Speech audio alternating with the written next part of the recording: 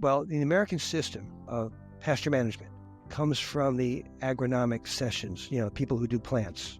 I mean, the agronomy department or crop science department, whatever it's called.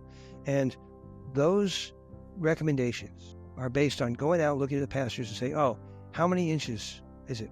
Put your animals, let's say you've got tall fescue, cocksfoot, we call it orchard grass, but a cocksfoot paddock. All right. When do you put your animals out? When do you take them off? Okay. You put them on. A typical recommendation that you'd see, or in writing, would be put them on at 9 or 10 inches, take them off at 3 or 4 inches. Yeah. All right. That's fine. Then my question, I'm a trained nutritionist. So my question is, if you have ewes in early lactation and they're raising twins, all right, let's say you have a 80 kilogram ewe, heavy ewe, all right, out on pasture and raising twins, and it's early lactation. She just lambed, a month ago. My question is, how many inches is that you need to meet her nutrient requirements? Exactly. Because if you can't, usually when I ask that question to farmers, I get this response going, what we call a deer in the headlight look. Yeah. You see a deer on the road and it stops and stares at you and, oh my gosh. Well, that's the deer in the headlight is a phrase that we use that because no one's ever even think about that. On the other hand, so if you can't answer that question, how do you answer the question? How many, before you put the animals out, you got can I use acres? Yeah, you got talking acres? Okay. Yeah. If you got a 10-acre paddock and you got 300 ewes, how long can they stay out there? Because you can't answer that if you're talking inches. No, that's what I was thinking. And this is a very hard way to measure pasture, and it doesn't account for the density of that pasture. So what we do is I'm teaching people to, I think you do it there, is that you use how much is out there in terms of mass, how many kilos of feed is out there. Yeah. Because if you know how many kilos the animals are going to eat, and you know how many kilos are out there with a residual that you're going to leave it at a certain number of kilos, then you can make an estimate in advance before you open the gates. And when I've taught that here, I could see the eyes open up and going, oh, this makes sense. Because up to then, it doesn't make sense. And then I could build from there how forages grow. And when you're doing intensively type grazing, you know when to put the animals on and when to take them off, and how to judge when you can, and then use those tools to make decisions about your animals and stuff like that, and then go into more extensive things like a grazing wedge and things of that nature. But all those are tools to allow better management of paddocks and know what's going on and have tools to deal with it. Exactly.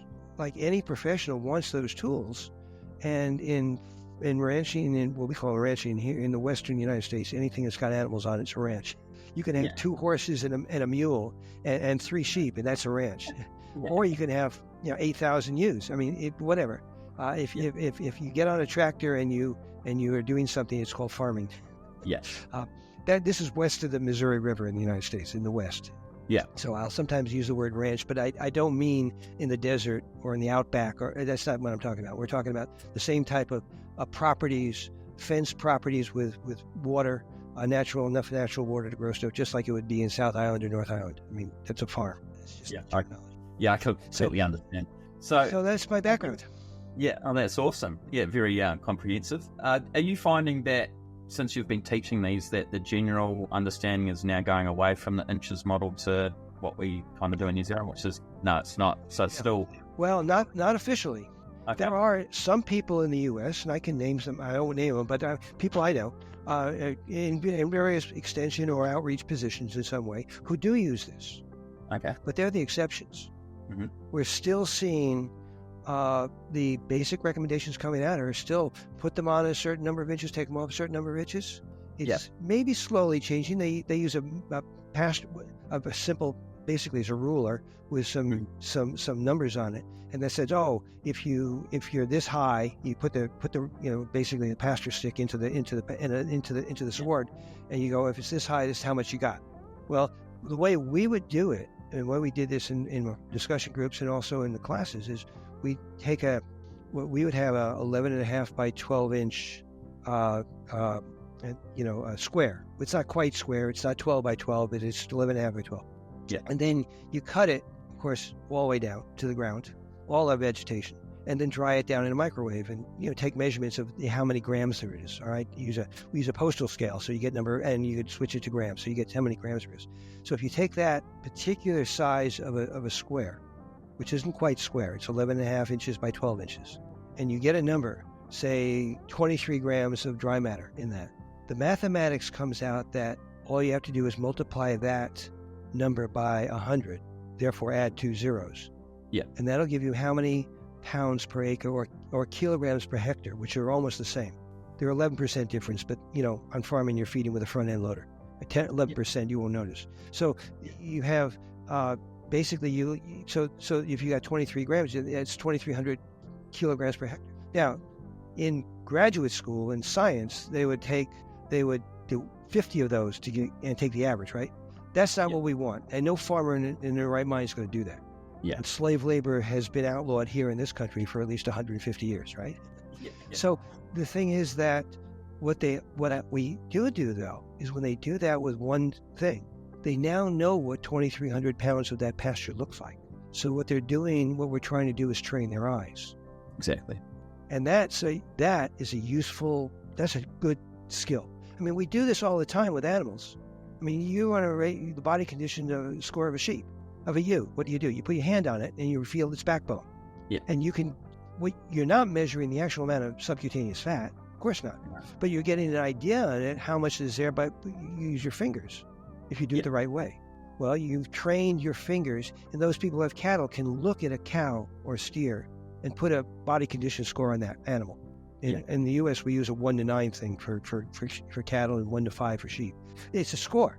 It tells you how fat they are, and you could deal them accordingly. Well, what you're trying to do when we're looking at a paddock is to train your eye so you can walk on it. I mean, you have a gumboot method, I know, which is the same kind of thing. It's not precise. It won't pass a scientific review committee, but we don't need to when you're actually trying to farm.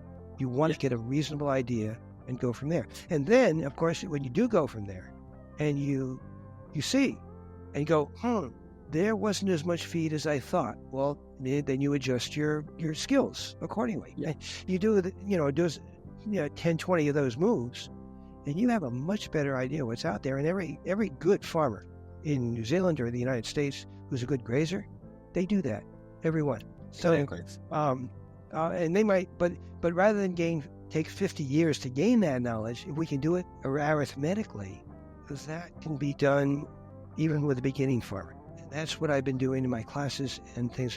That's part of what would go through classes, and certainly in our discussion groups, we would go through. People would have clipboards or a piece of paper that would have a soil test on them and the results of soil tests, and then we'd be talking about how much residual would you want on this paddock, or why aren't you doing it this way? And of course, it would be good discussions among farmers together. But it's the